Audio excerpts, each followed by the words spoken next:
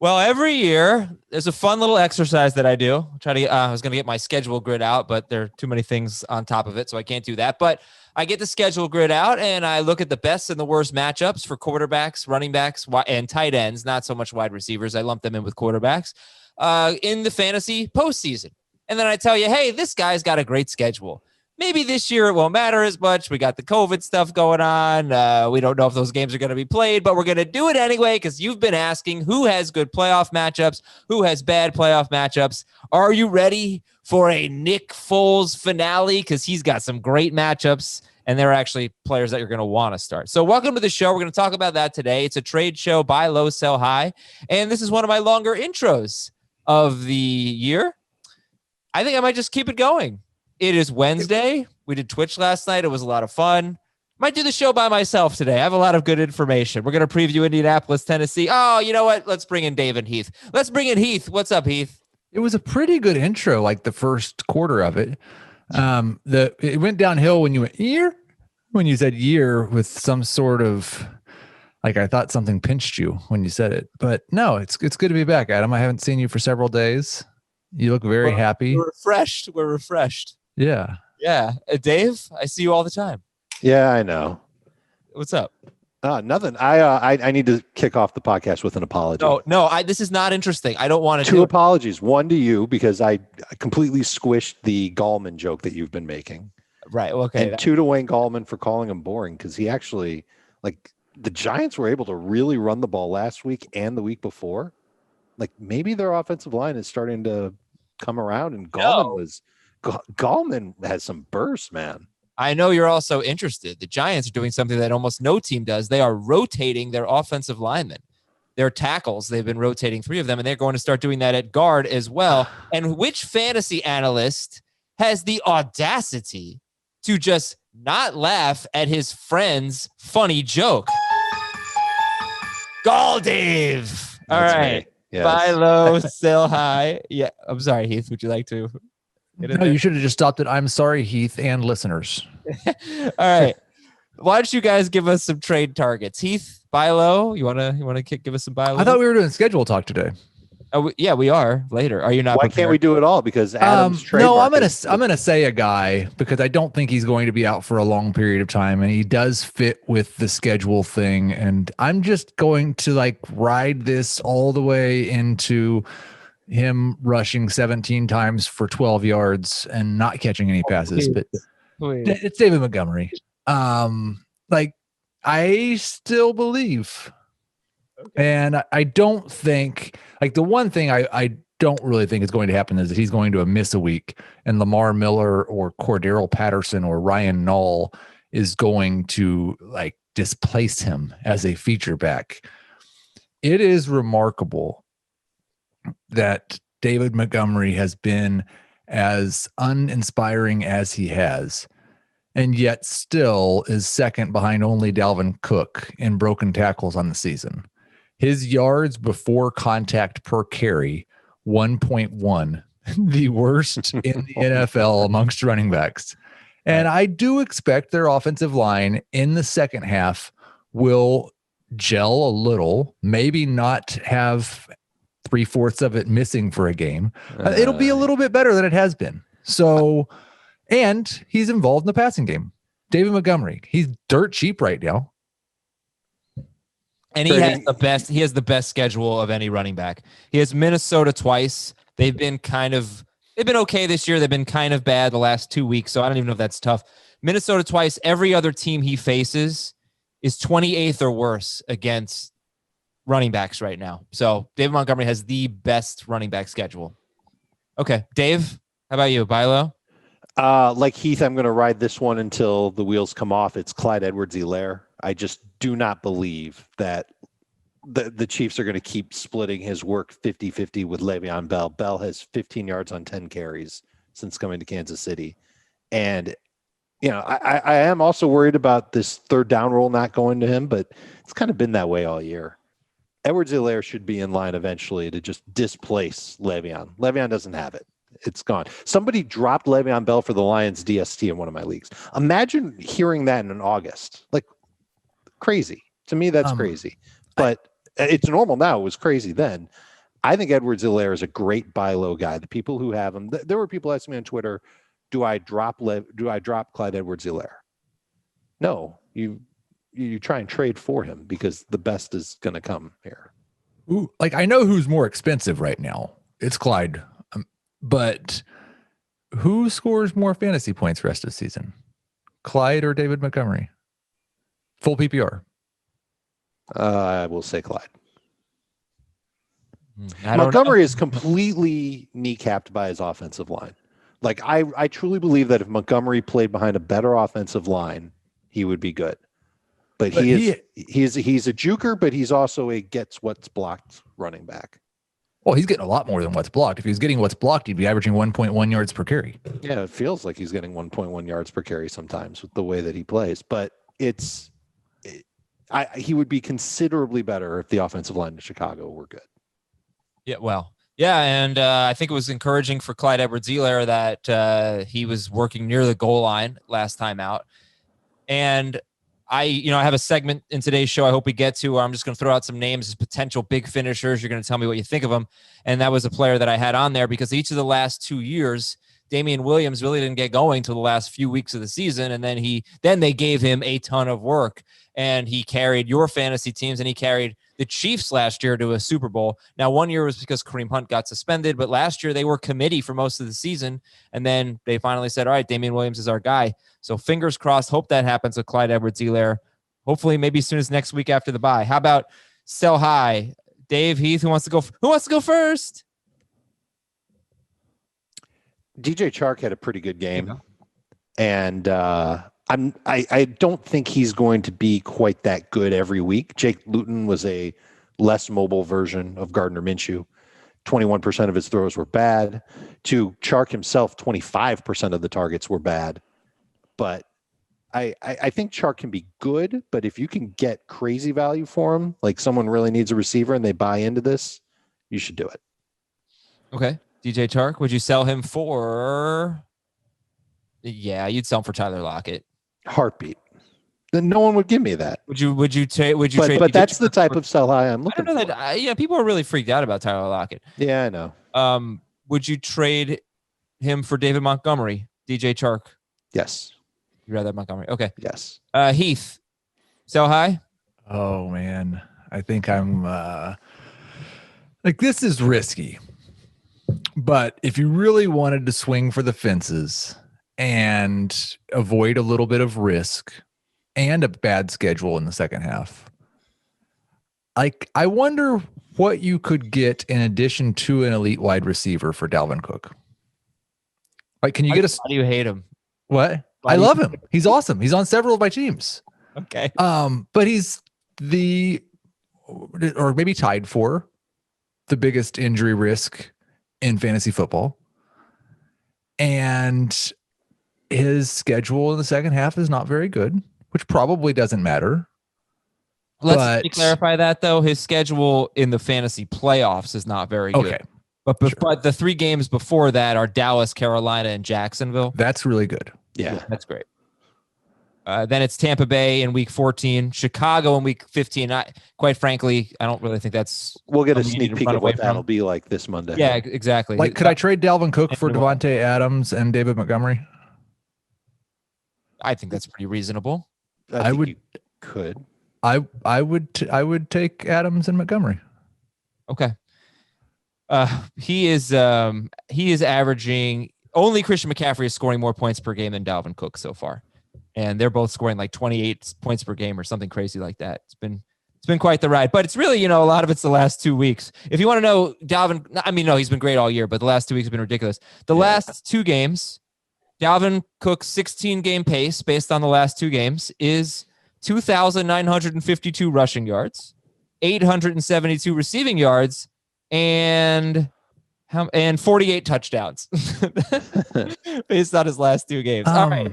So let's recap. Could you, if you were 4-5, despite having Dalvin Cook on your roster, you could probably go to the team that's in first place in your league, dangle Dalvin Cook, and get way more in trade than you could imagine for him. Because that team that's 8-1 or 7-2, they're trying to get as many studs as they can to solidify their number one seed in the playoff run. I'm actually have a 4-5 team with Dalvin Cook. Okay. So what does the team that's in first place in that league have? Like where are they deepest? You might be able to, because I've seen this. There was someone who asked me about a trade that they made. They acquired Devontae Adams, but they gave up James Conner, Will Fuller, and Lamar Jackson to get Devontae Adams. But they're in first place. Their team is loaded. They've got better than average replacement players to take over for the 3 players they gave up. I'm not saying that that's what you should do if you're in first place. But if you're that 4-5 team like you, Heath, that's the move that you make if you've got Dalvin Cook. Well, this is why I kind of sometimes hate fantasy football. I'm 4-5 with Dalvin Cook, Ezekiel Elliott, Chris Godwin, Michael Thomas, Juju Smith-Schuster. Oh man, I got a team like that too. And I just looked at the first place team's roster and his starting lineup for this week. And it's Tua Tagovailoa, Ronald Jones, Devin Singletary, Robert Woods, Mike Williams, Eric Ebron, and Giovanni Bernard. Well, does he have a bunch of Chiefs? Yeah. He has Clyde Edwards-Helaire. That's it. Okay. The only Chief. Yeah. Okay. So you're not making a trade with that guy. This brings up another interesting talking point, right? We do say that one of the ways you can win is to sort of consolidate your talent. If you've got a great team, you can trade 2 really good players for 1 great player. It's not a bad idea. And it's definitely something that I support most years. Should we be altering that though this year with COVID? All you have to do is sit next to someone who tests positive for COVID and you're out for 5 days. Now, if that happens at the beginning of the week, then you can come back. And that's exactly what's going on with Ben Roethlisberger. He sat next to Vance McDonald on the airplane. He's on the COVID list. He can be back by Saturday. We're getting kind of lucky. A lot of these players are able to return and get ready for the week, but we might get unlucky going forward. So is this the year to stray from that strategy and to give yourself more depth? And, another example for me is I had this one league where I thought I had all this running back depth.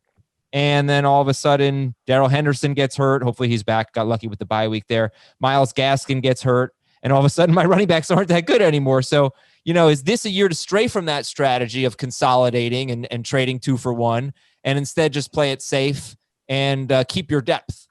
Bunch of factors in play. Number one, the size of your league and what the waiver wire is like. If it's a smaller league, then I think consolidating is fine because you can still find better than average replacement players on your waiver wire. But if you're in a deeper league, certainly like a 12-team league with 7+ bench spots plus IR spots, it's going to make it harder to replace those players if you get hurt. It depends on your risk tolerance too. Yeah, I say go. I would just go for it. I wouldn't even buy. I'm not going to play scared. Okay. So I tend to agree with you, but the one smart thing you could do is once you acquire Dalvin Cook, go overpay for Alexander Mattison. Yeah. And I know it didn't work out earlier this year with Cook being out and Madison playing, but that's the safeguard this year. Yeah. I mean, would you rather listen, Dalvin Cook's out. Would you rather start Alexander Mattison versus random opponent or LaMichael P. Ryan versus random opponent? I think I'd go with Madison, even with the bad game that we saw from him. Okay. We have a big mailbag show this week. Ben Gretsch is coming on. Hey. Yeah. So send us your questions, your Apple Podcast questions. Leave us a 5-star review in Apple Podcasts. We get to most of those on the Saturday episode. And the Parlay Pick'em's a lot of fun. This contest is open from Tuesday through Sunday. Pick your best 5-team parlay against the spread. We give away $1,000 guaranteed every week. Odds are provided by William Hill Sportsbook. Go to cbssports.com/parlay. cbssports.com/parlay. We were talking about it on the Lowe's home team watch party on Sunday with Brian McFadden. He was talking about how, you guys see this? A guy had all he needed to complete his ridiculous parlay was the Steelers to win outright at Dallas. And he was going to win like $480,000 or something. And that was the one that was giving him so much trouble. Yeah. He had a bunch of crazy. He had a huge college football underdog. And all it came down to was the Cowboys and the Steelers. And he got it. So congratulations to that guy. It's pretty awesome. I don't know if Schrager, if you remember the details, it was a $4,000 bet and turned into more than $400K. Won 440K, and the college football bets were all plus 10,000, and then the Steelers was his easy lock of the week. Yeah, that was fun. What a way to spend $4,000. Yeah, not bad. All right, I want to talk about the COVID situation and then get into the schedules. So first of all, not a lot of news overnight That was good. But the NFL, there was that talk about the 16-game playoff. That would apparently be put in place if they can't complete the 16-game season, but they're talking about it. Cases are on the rise. Ben Roethlisberger is on the reserve COVID list, could be back by Saturday. An Eagles coach tested positive for COVID. Just some other news real quick. Baltimore's a little beat up in the secondary, but not to their best players. Hopefully they can get Marlon Humphrey back this week. They signed Tramon Williams. T.Y. Hilton practiced in full. Doesn't look like we're going to get Jack Doyle this week, but Mo Alley Cox, you guys are ranking. Dallas, I like him. Trayvon Diggs is out 4 to 6 weeks with a broken foot, and Cam Newton has a sore neck. So not a lot of news. But what should we do in our leagues, Heath? I'll throw it to you first. To plan for the season getting cut short. Commissioners really have to be proactive about this and make your rules right now. What do you recommend? I don't know that it's ever been less likely for the season to get cut short. I don't like just because they're like playing through everything. I don't think that's even I'm sorry, I'm taken aback by this. I'm not trying, this is not a shtick at all, but like we have guys testing positive on game day and they're still playing the games. I don't know why we would think they might call off the season. I don't know if there's anybody testing positive and playing. They test positive the day after the game. Well, but okay. Not the day of. You can look at they either have Saturday's test come back positive on Sunday morning or Sunday's test come back positive on Monday. Like they're not getting Sunday's test on Sunday. So, but no, there was I don't think that's even kind of where we're like, for me, if the season gets called off, I'm just giving everybody their money back. I don't think you have to do I don't think that's even remotely possible. All right. Well, look, cases are going way up right now. So it's the cases are going way up in the NFL and they're just plowing through it. They are going up in the NFL. They're plowing through it. It is true, but they themselves internally are talking about what do we do if we can't get through all 17 weeks. So I think you should. All right, fine. You know what? We don't have to spend a ton of time on this. Here's some of my ideas.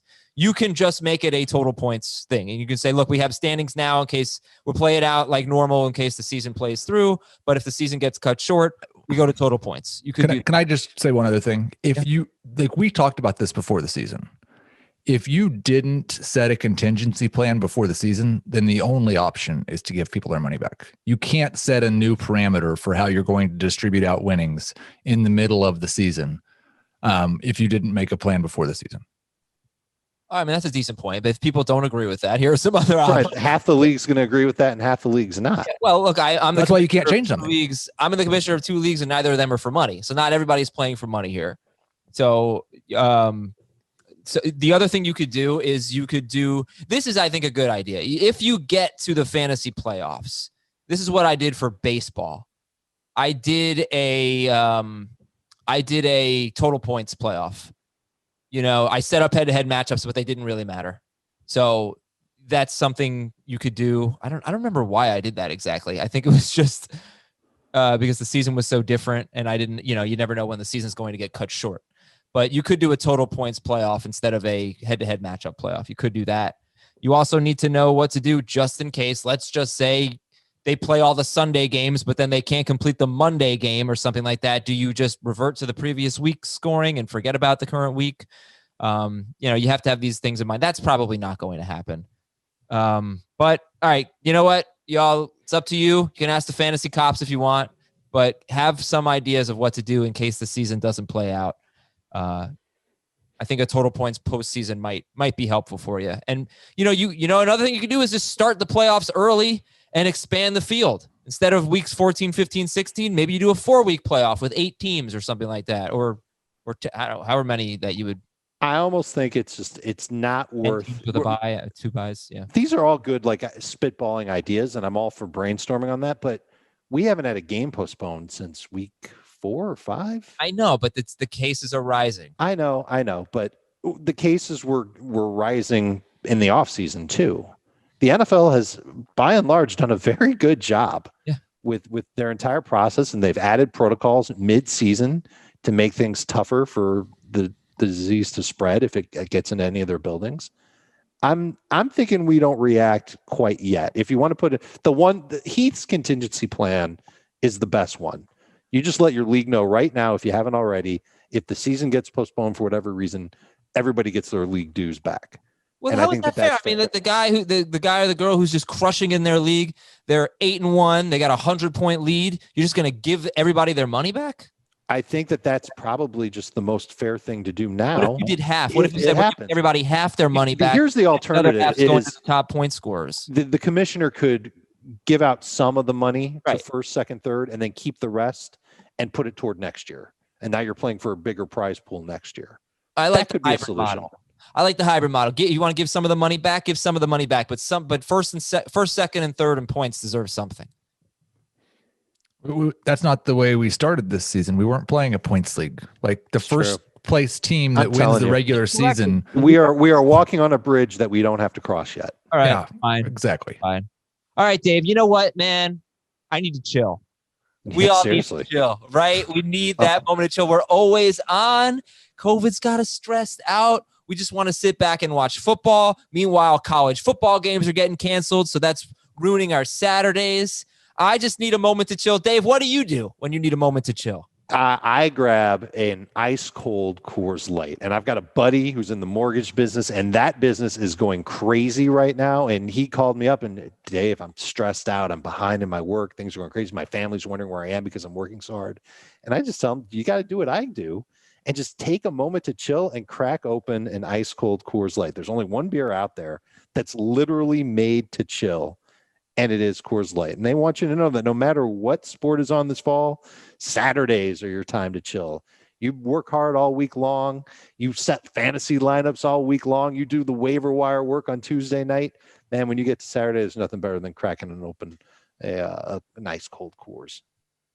Yep. Sunday, not so bad on Sundays either. And if Only you if want, you win. Only if you win your league. yeah, if you want to get it delivered straight to your door, go to get.coorslight.com. When you want to hit reset, reach for the beer that's made to chill and go to get.coorslight.com if you want it delivered straight to your door. Celebrate responsibly. Coors Brewing Company, Golden, Colorado. Heath, you ready for these schedules? Oh yeah, yeah. All right. What's the schedule music, Adam? Oh, I don't have any schedule music. Do I have any schedule music? I don't think so. You sound so disappointed in yourself, and I've never been able to relate to you better. Schedule. There we go. All right. Good schedules for quarterbacks. Tom Brady. His fantasy postseason is Minnesota, Atlanta, Detroit. They are 28th, 32nd, and 25th against quarterbacks. It's not great before that, and there is a bye in week 13, but he can overcome bad matchups. He's Tom Brady, and he's got great weapons. But the fantasy postseason, you don't want to be facing Tom Brady. Nick Foles. He's a great buy low, by the way. Nick Foles is So, number 2 Brady on the is the schedule buy low. talk. So, well, Nick Foles has the best schedule. He has 3 top 5 matchups, 3 teams that are bottom 5 against quarterbacks. Houston, Minnesota, and Jacksonville. They're 29th, 28th, and 30th. And the week before that, he has Detroit. And this week he has Minnesota. So it's a good finish to the season for Foles.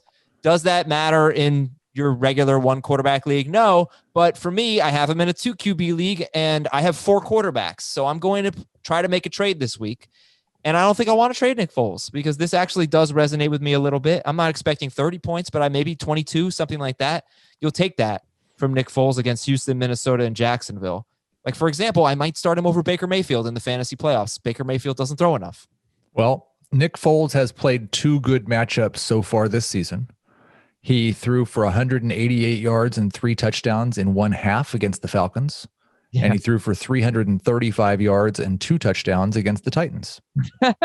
So there you go. And he throws a ton. So, all right, Nick Foles. Aaron Rodgers has pretty good playoff matchups. Detroit, Carolina's 11th, and then Tennessee. So he has 2 top 10 matchups.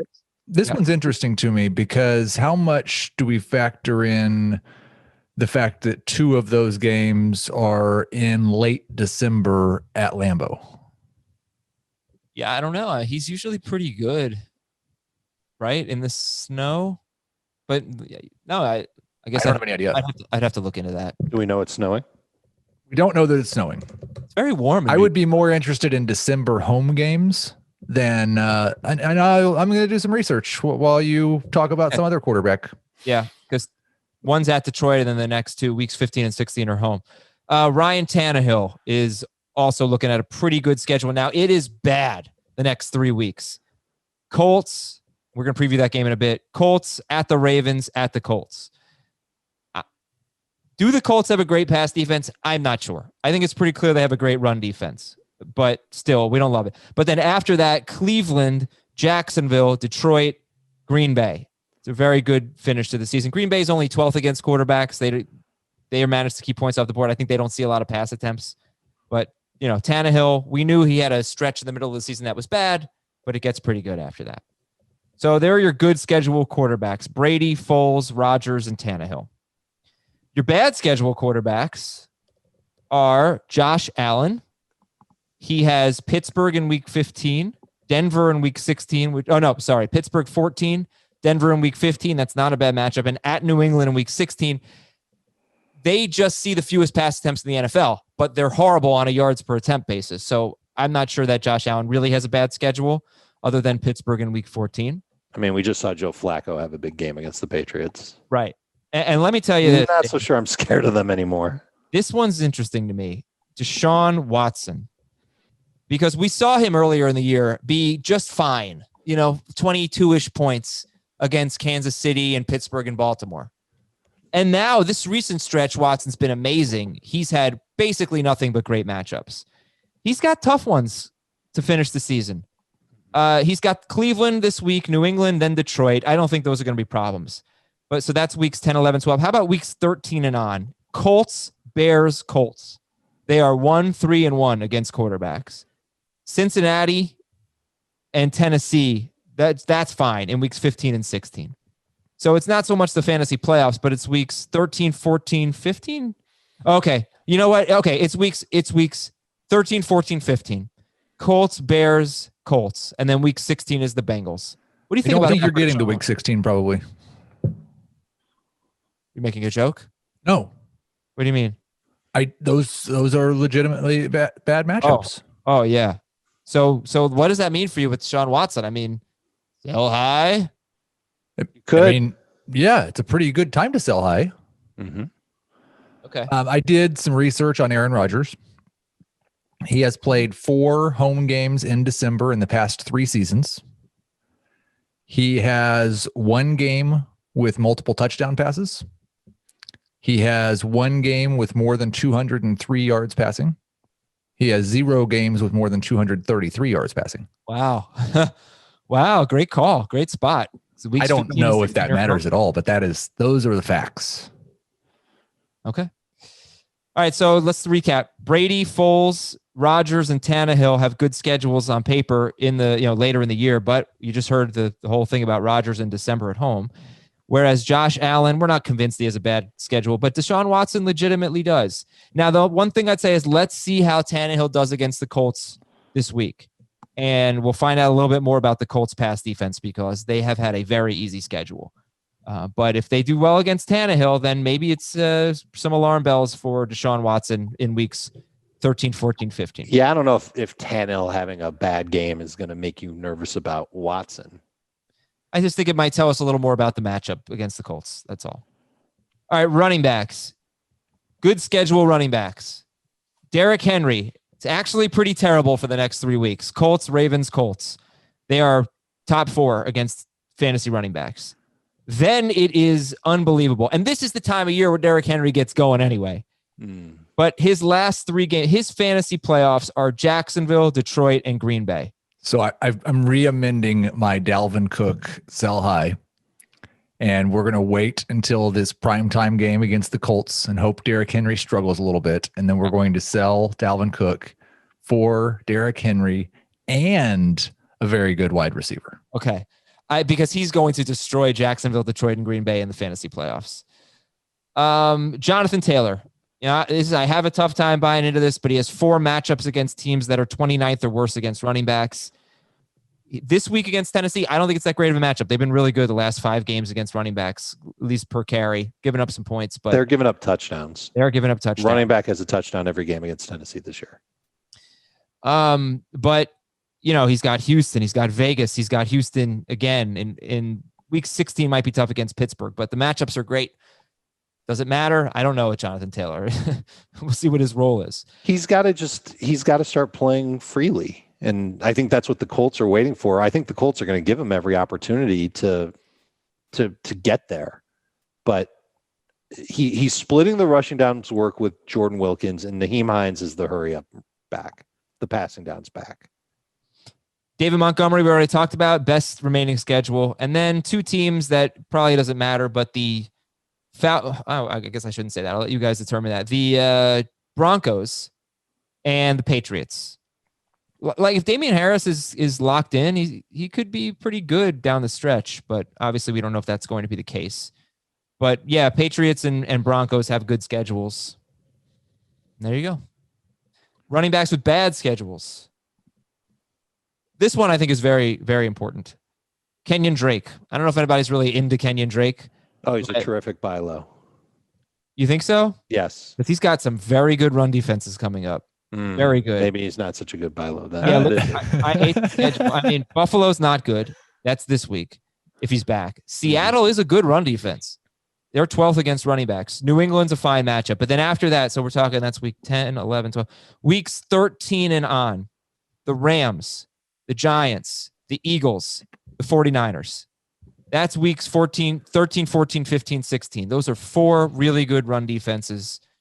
And that's Kenyan Drake, who only runs and doesn't have any involvement in the passing game. Well, the whole point is to trade for him at the lowest possible price. And it's because Chase Edmonds isn't going to take his job. When he comes back, it sure feels like he'll still have that role, that rundown role. Maybe Drake is the guy to go target if you're desperate for a running back in the next 3 games. Not so much for the rest of the season. Do you think that play this week? He might not even play this week. It's true. Right. The problem is they're calling him day to day. It feels like those games that you're referencing in the playoffs are more Chase Edmonds games than Kenyan Drake games. Like Drake could play all 4 of those games or 3 of those games against the good run defenses, and 4. Edmonds might just be better. I think it's 4 good run defenses: the Rams, Giants, Eagles, Niners. And listen, the Giants thing, they're just about like 14th is about as close to average as you can be. But that's because they're really bad against pass catching running backs. They're not 14th in run defense. They're 14th in fantasy points allowed to running backs. So that does feel more like a Chase Edmonds game. Like you just look at Antonio Gibson. They do give up some touchdowns, but McKissick was a lot better than Gibson, even though Gibson had the touchdown. I don't know who scored more fantasy points because of the touchdown, but that's my point. Like these are good run defenses. So for a guy who's not involved in the passing game at all, it's a scary schedule, I think, down the stretch for Kenyan Drake. Well, you know who the Cardinals' best running back is anyway. It's Kyler Murray. Yeah. So maybe all of this is moot, and it doesn't really matter which running back is better based on the matchups because it's going to be Kyler taking over late in the season anyway. All right, Ezekiel Elliott does not have a good schedule. He's got to bye. Then Minnesota, Washington. They have a very good run defense. They're 11th against running backs. Baltimore is 1st. Cincinnati is 25th. That's very good. San Francisco is 2nd. That's week 15. And Philadelphia is week 16. And he just had 19 carries for 63 yards and 1 catch at Philadelphia. So Ezekiel Elliott has some good run defenses. So are you saying we should sell low on Zeke? Maybe it means you don't want to buy low. I don't know. I think the key for Zeke is going to be how many balls does he catch? How many catches does he get? If he's not catching the ball, he could be trouble. That's how I interpret this. And it has been trouble. You know what I mean? Like it's not just the schedule, it's the production that we've seen lately. How do you feel? Zeke? I'm not selling low. Are you buying low? If it's low. Kenyan Drake or Zeke rest of season? Zeke. Yeah, I'm going to say Zeke. I'm taking back my Drake Zeke's comment. More in the I think what's really interesting is ranking him, and I think Dave and I had this dispute, and I would take Zeke over Clyde. I would still take Zeke over Montgomery, but I think he is more in that tier, the Zeke, Clyde Edwards-Helaire, David Montgomery range. That's what I was about to ask you. All right. Dalvin Cook has a tough schedule. We talked about it on Monday. If you're trading him, you got to get Devontae Adams and a good running back, or Derrick Henry and a good wide receiver or something like that. Tight ends, good matchups for tight ends would be Eric Ebron every week. basically good matchups. Travis Kelce, the Jaguars have good matchups. Noah Fant, it's not great until weeks 15 and 16. And then quite frankly, I don't know if it's going to be great in week 15. You see Buffalo. Buffalo is one of the worst against tight ends. That is so much tied to Matt Milano. He's either been out or he's been limited in snaps, and now he's out again. But you figure by week 15, he'll probably be back. So I don't think I want to put Noah Fant on this list of great matchups. Dalton you should have decided that before you put him on the list of great matchups. Technically he is on the list of having 2 matchups against top 10 matchups in the playoffs, but I'm not giving up much for Noah Fant in a trade. Dalton Schultz. No way. Irv Smith has great matchups. He's interesting. Well, he really is. We need some context here because the 2 sentences that just ran back to back were, I'm not giving up much for Noah Fant, and then we say Irv Smith, and he's interesting. He's interesting in that I don't think you're trading for Irv Smith. Like, he's a throw-in and a bigger deal. He's available on the waiver wire, for crying out loud. You'd be much more interested in acquiring Noah Fant than Irv Smith. I would rather pick up Irv Smith off the waiver wire than trade a good bench player for Noah Fant. And I'm not, look, this doesn't have as much to do with the 2 touchdown game he just had, because those were his only 2 catches in the game. But Irv Smith has had some genuinely good moments. It's just a matter of how much more we'll get on his plate moving forward. Yeah, well, I think he does have a good great talent. schedule. He's an interesting talent. I don't know if Minnesota is going to give him, force feed him targets game after game. Nobody gets force-fed targets there. That's the problem. Nope. Dalvin Cook gets force-fed carries. Okay. And Heath is quite high on Noah Fant. We know that. So fun fact, because I looked it up last night. Noah Fant still 5th in fantasy points per game at tight end this season. It's wild. Yeah, but Jimmy Graham is 6th, right? Jimmy Graham is 10th. Oh, per game? Per they game. Had their bye? What's that? They have not had their bye. Okay. All right. Well, Ebron is really the most interesting here. I mean, it's the Bengals are 31st. The Jaguars are 30th. The Ravens are 15th. The football team is 28th. The Bills are 29th. I already talked about that. And the Bengals are 31st. He's just got it. He's just got a great setup, but he's had great matchups pretty much all year. And quite frankly, he's good for about 50 yards every week. So, you can hang on to Ebron and hope for the best. He didn't get 50 yards last week, but he scored. Tight ends with bad schedules. The only one that I really found was Darren Waller. Darren Waller in weeks, let's see, this is 10. I just make sure I didn't include week 17. 10, 11, 12, 13, 14, 15, 16. Weeks 14 and 16, Colts, Dolphins. Colts are number 1 against tight ends. Dolphins are number 4 against tight ends. The Dolphins have not allowed more than 44 yards to a tight end, and that was Kittle. And the Colts haven't allowed a touchdown to a tight end. Can you run me down the list of tight ends that the Colts have taken on this year? They just faced Mark Andrews. I know this because I wrote about them in the tight end preview yesterday. Okay. But Mark Andrews just doesn't get targets. That's not because they shut him down. TJ Hawkinson did get over 60 yards against them. He had 10 targets. So did Austin Hooper. They both had 5. They both had 57 to 65 yards, but they both had 10 targets. The only other good tight end they faced was Graham, and he had 4 for 33 on 5 targets. I know they haven't allowed a touchdown to a tight end yet this year either. They're a good defense. I would say they are. I'm generally very skeptical about tight defense versus tight ends specifically. Arizona on one end of the spectrum cut into that skepticism last year, and I kind of feel the same way about the Colts in their direction. Like until somebody's really good against them, I kind of believe it. Yeah, I don't have John who was a top 12 tight end this week as an example. All right. Well, look, I mean, the funny thing about Waller is before those 2 tough matchups in the playoffs, he gets the Falcons and the Jets, and they're horrible against tight ends. And then in between those 2 matchups in week 15, Darren Waller has the Chargers, and they're 23rd against tight ends. So the other thing about Darren Waller is we maybe have 5 or 6 tight ends we feel good about starting every week. Yeah. You're not getting Travis Kelce for him. So what are you going to do about it? You can upgrade. You can try upgrading. We have 2 tight ends that I feel good about starting every week, and Waller's one of them. So yeah, I mean, I would not want to go trade Darren Waller and then plan on streaming in the playoffs. What if you traded him for Eric Ebron and you got, a piece back? No. Well, it depends on what the piece is. It is Josh Allen. And I need a quarterback? Yeah. Yeah. That's a different, that's not a piece. That's a top five but quarterback. that's the type of trade, right? Well, but who do you think That's a hell of a trade. When you say Eric Ebron in a piece, I think Eric Ebron's the best player you're getting. No, okay. No, Waller? No. That's the key. That's the key. You have to get a great player. And give me Eric Ebron. He's Eric Ebron. But no, who goes first in the draft today? Josh Allen or Darren Waller? Probably Allen. I think Allen would. His ADP would certainly be higher. Okay. Well, I think it'd be close. All right.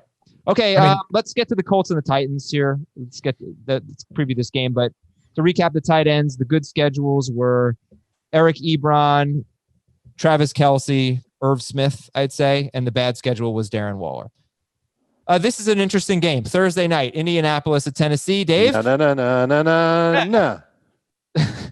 You screwed me up on purpose. The Colts defense, 3rd in points per game, 2nd in yards per play, 11th in pressure rate, 1st in passing yards per attempt allowed, 2nd in interception rate, 1st in passer rating allowed, tied for 1st in yards per carry allowed, 1st against quarterbacks and fantasy points, 3rd against running backs, 10th against wide receivers, 1st against tight ends. This is what awaits the Tennessee Titans. But we are going to start with the Colts. They are the road team. Let's do this. Phillip Rivers, he struggled last week, but he had 30 points and 28 points in his previous 2 games. Tennessee gives up the 7th most points to quarterbacks. Any interest in streaming Phillip Rivers?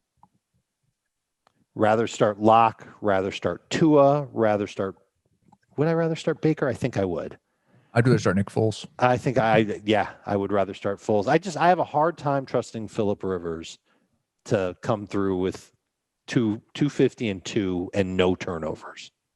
Okay.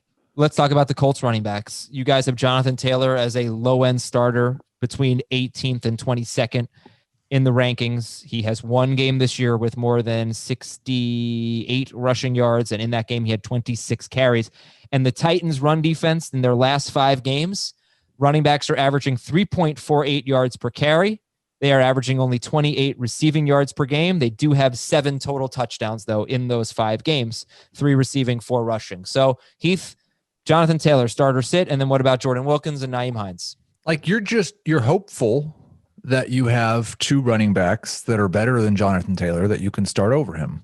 Yep. But that's not like I get into him and the other rookie running backs. And do I really have more confidence that DeAndre Swift or J.K. Dobbins is going to have a bigger role? I don't feel better about either of the Broncos running backs. I don't feel better about the Giants or the Dolphins.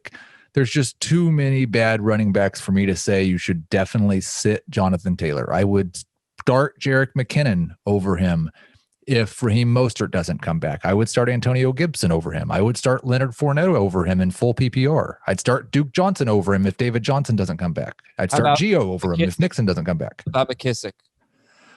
I would not start J.D. McKissick over him, but in full PPR, I wouldn't necessarily argue with anyone who wanted to. McKissick certainly has a higher floor. I don't believe his ceiling's as high. Okay. Dave, how about we compare Jonathan Taylor to some of the sort of emerging wide receivers? How about Jerry Jeudy? I'm taking Jeudy in PPR. How about, rookie guys like T. Higgins and Justin Jefferson? Okay. Mm-hmm. Yeah, I'm taking them because it's PPR and I'm not counting on Jonathan. If you're starting Jonathan Taylor, it's to score. And that's the one edge he's got over Wilkins and Hines is that he's still the preferred goal line guy for Indianapolis. He's had 8 goal-to-go carries this year. He's scored on half of them. That's not that great. Jordan Wilkins has 6 goal-to-go carries this year and last year combined. In fact, he's only got 1 this year. And he scored on it, but he's only scored on 3 of the past 6 over the last 2 seasons. The Colts don't love using him down there. And they're not going to use Nyheim Hines down there unless it's inside of 2 minutes or, they're down big. And it's just the way that it is that he's the running back on the field anyway. So I like Taylor's chances to score, but that's really it. He's not as elusive as Wilkins. PFF has it rated that way. Wilkins is the 6th most elusive running back in the NFL this year, according to PFF, which is crazy to me, but that's how they've got it. He breaks a lot of tackles. He doesn't get a lot of carries. That's how it works out. See, I'm going to have to make a choice in a PPR league, Chase Edmonds or Jonathan Taylor. And obviously, if I knew Kenyan Drake were out, it'd be a no-brainer. But I'm not sure what I'm going to do about that. I think you've got to go with Edmonds as of now. You're right. I think if Drake comes back, I feel like Edmonds will still have enough of a. Yeah, I don't know. If you're starting Taylor, you're hoping that he scores. Yeah. I don't think this is a break. I can't foresee it being, now he's going to finally magically put it all together. There were little hints of it at times last week. There were a couple of runs, including the run where he fumbled. But he's just he's struggling. He has one carry of more than 16 yards this year on 106 carries. Colts wide receivers. Are we starting anyone? Nope. Not with any sort of confidence. Okay. Zach Pascal does have 6 to 8 targets in 3 of his last 4 games. Yeah. I believe T.Y.'s coming back. T.Y.'s coming back, yeah. Trey Burton and Mo Alley Cox. You guys actually both have Mo Alley Cox 1 spot ahead of Trey Burton, I think. Jamie does not have it that way. But this Tennessee's been horrible against tight ends. They've given up a touchdown or 50 yards to a tight end in 3 straight games. That'll be Darren Fells, Eric Ebron, and Jimmy Graham. Graham just had a great game against them. So what are we doing here with the tight ends, Heath? I would rather not, but they're fine. I hope they score a touchdown, guys. Like the fact that Jack Doyle isn't expected to play helps, but they're really spreading targets out. And I don't know that I feel confident either any of the tight ends are going to get even 5 targets in a given game.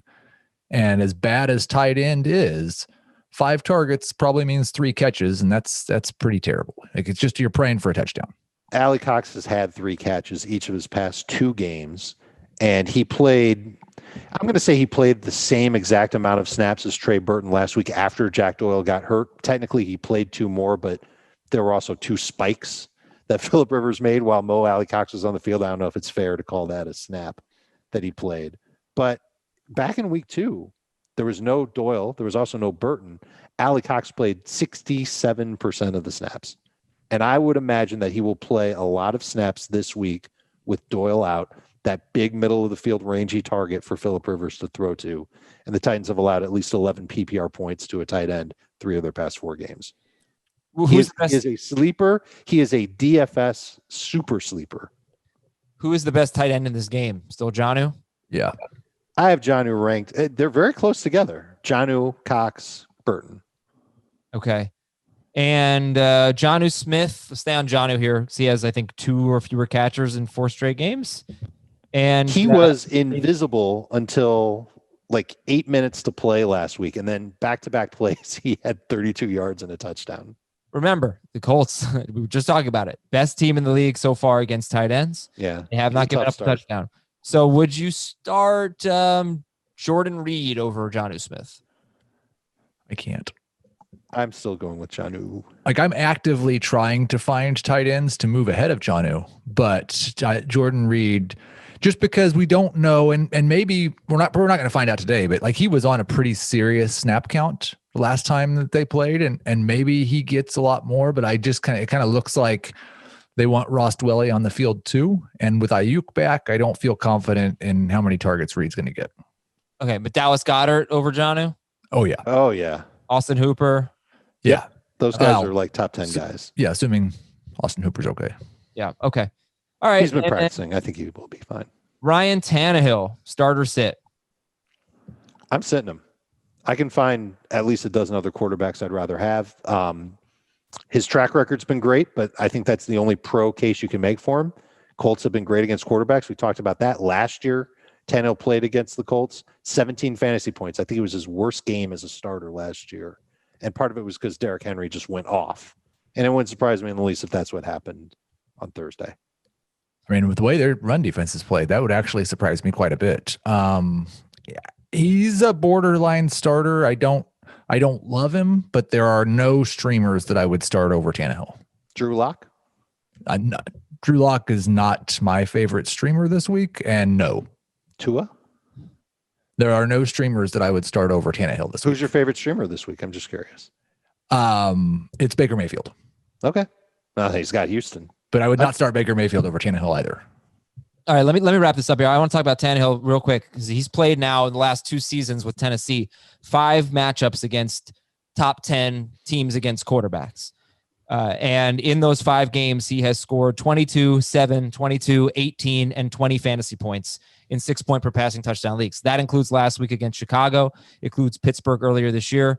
He has not thrown a lot in those games, though. 29, 15, 14, 30, and 21 pass attempts. The track record says in a matchup against a top 10 defense against quarterbacks, and the Colts are number 1, by the way, he's not going to score more than 22 points. The question is, can they run the ball against the Colts? The Colts have had, like I've been saying, one of the best run defenses in football. And Derrick Henry really hasn't been that great this year. I'm sorry to say it. It's true. So how many pass attempts for Tannehill? Is this a game where he has to throw more? But I think you approach it conservatively because, the Colts have been great against quarterbacks. Could he throw 2 touchdowns and have 225 yards with it? That's not going to be a top 12 guy, most likely. No, it's 21 fantasy points without any turnovers. All right. And then the last thing on him is at home, since he became the starter. Oh, come on. Where's this damn stat? It's like 29 touchdowns, 3 interceptions at home, 12 touchdowns, 6 interceptions on the road.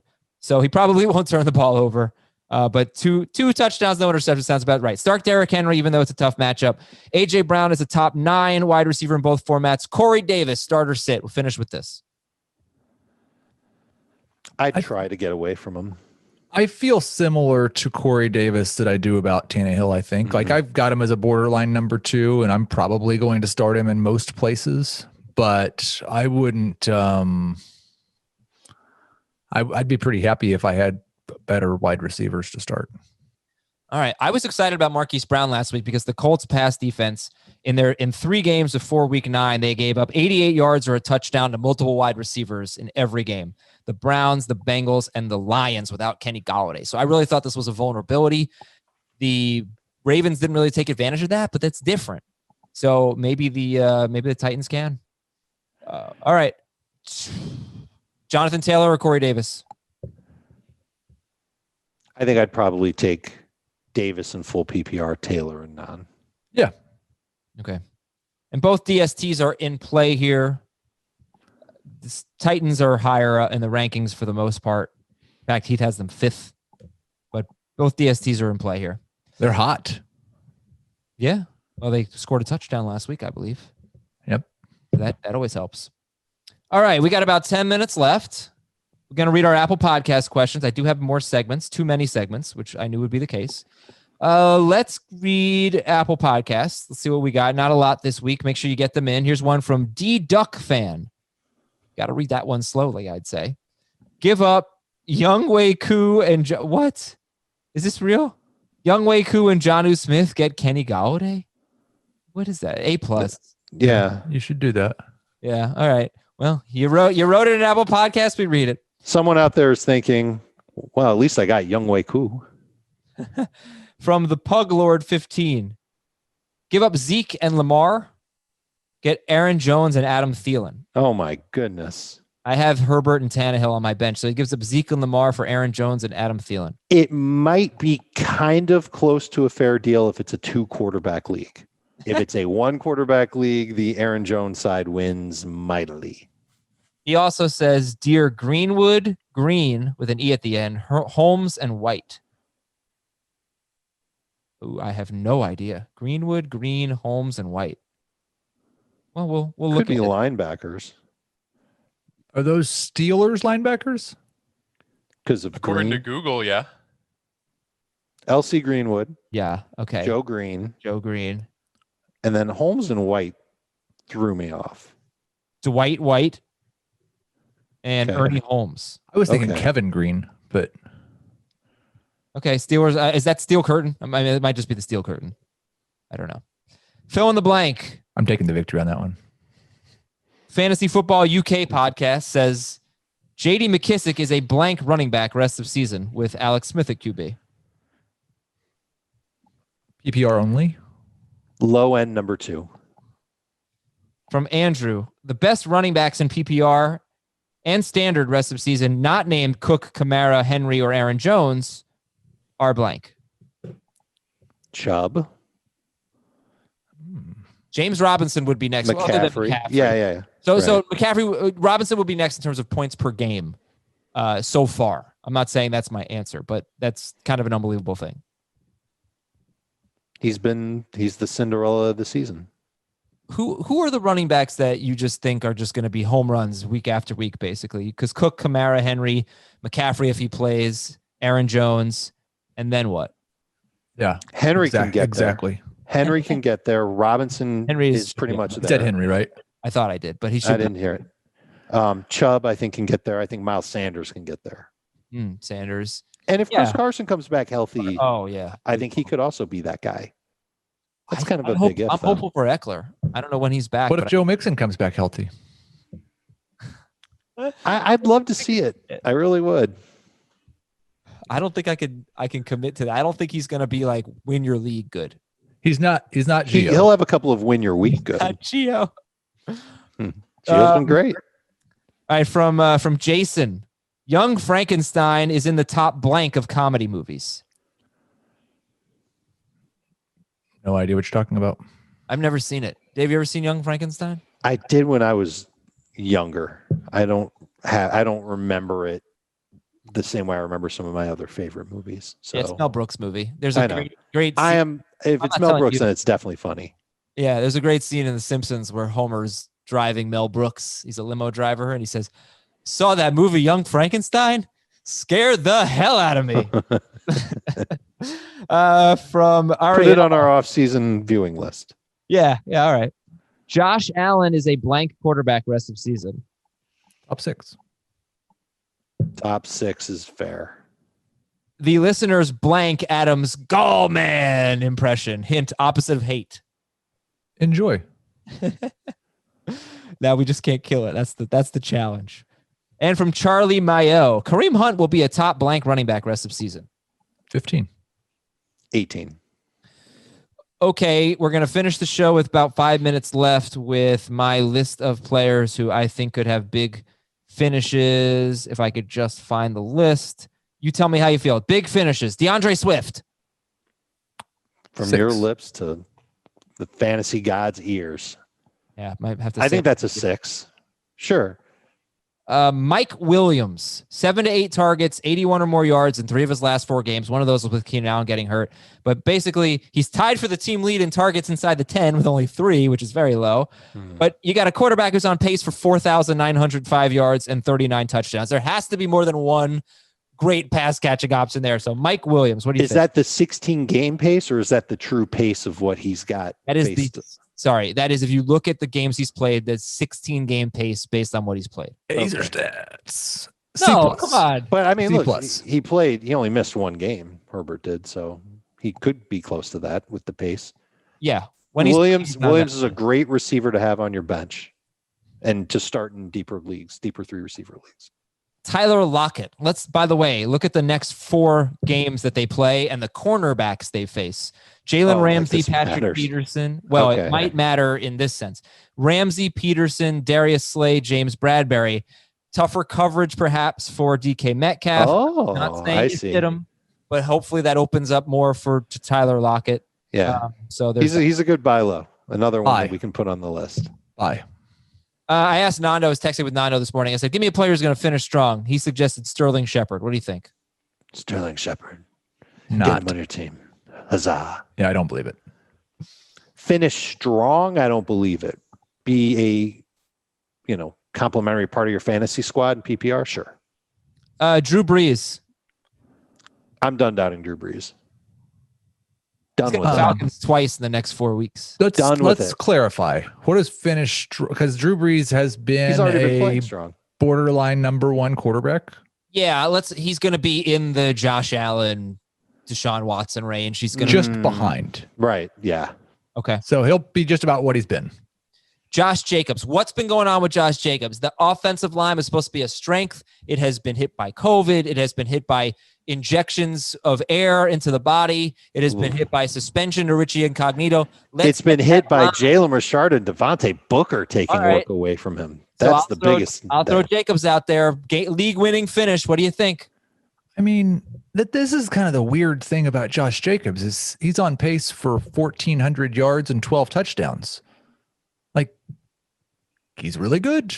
I think he'll probably continue to be really good. He's done it in such an annoying way, though, because he had like 2 massive games. I want a consistent league. I want people to say, "Oh, I won my league because I had Josh Jacobs." You know what I'm getting at? He might have 1-2 touchdown game left in him this year. Yeah, I mean, like it's possible that game happens in week 16 and people say I won my league because right. Josh Jacobs. What's his pace for catches this year? Heath, do you have that in front of you for Jacobs? Yeah, it's really easy because he's played 8 games, so 38. Okay, so he'll fall a little short of what we were hoping for. Last one. We argued about this last week. I told you nobody was going to drop him. Jarvis Landry, 91% rostered. Mm-hmm. I'm hopeful. We didn't say you should drop Jarvis Landry. At least I didn't say that. I said if he's your worst player, you could drop him. Well, you said pick him up off waivers. I said buy low. Right. So, if he's on waiver, but he's not on waivers is the point. I'm very hopeful. Like in the same way that Sterling Shepard could be a big finisher. Sure. Right. But I'm thinking more hopeful for Landry, much more. Because of the schedule? Very similar situations. Well, I like Baker Mayfield more than Daniel Jones. Of course you do. Baker Mayfield was someone I did a Twitter question, not a poll, just a question because I didn't want to influence it at all, Adam, after your besmirching of Phillip Rivers' name. Yeah, I saw it. Who is, and Dave might want to contribute to this, who is the worst starting quarterback who has started all of his team's games this season? And Baker Mayfield was definitely amongst the top 4 in votes received. Phillip Rivers did get some votes as well, Adam. Yeah. Carson Wentz got a surprising number of votes, and Daniel Jones ran away with it. I mean, I think it's Rivers 1, and I think it's probably Daniel Jones 2. But I also think it's not. I also think like Sam Darnold could be on there, but he didn't start all of his team's games. Right. You had to play all your team's games. Right, but he is the We don't know anything about Sam Darnold yet. Yeah. Otherwise, we would just say Ben DiNucci. No, it's the starting quarterback of the team. It's basically who's the worst starting. So Dwayne Haskins?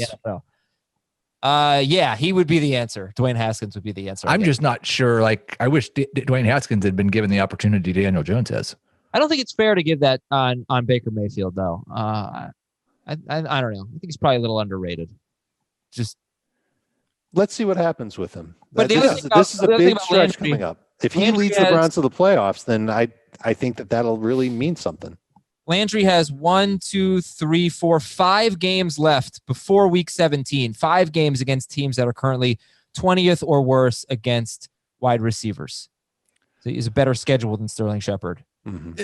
And the key is, how many of those games do the Browns have to pass? Houston, Jacksonville, Tennessee, Giants, Jets. Maybe the Titans game. Well, maybe the Houston game. Yeah, maybe that's the true. Jets game. Come on. Well, but even if he throws 30 times, that could still be 7 or 8 targets for Landry. Right, but 7 or 8 targets historically for Jarvis Landry is 50 yards. Okay. All right. I'll be on Landry Island. Thanks for listening, everybody. He's got to start scoring. That's it. Fun show today. Appreciate it, Dave and Heath and Ben. And we'll talk to you tomorrow. Start or sit for the AFC home game. See ya. Want more of the Fantasy Football Today podcast and nonstop year-round fantasy advice? It's simple. Hit the subscribe button and hang with us all throughout the year.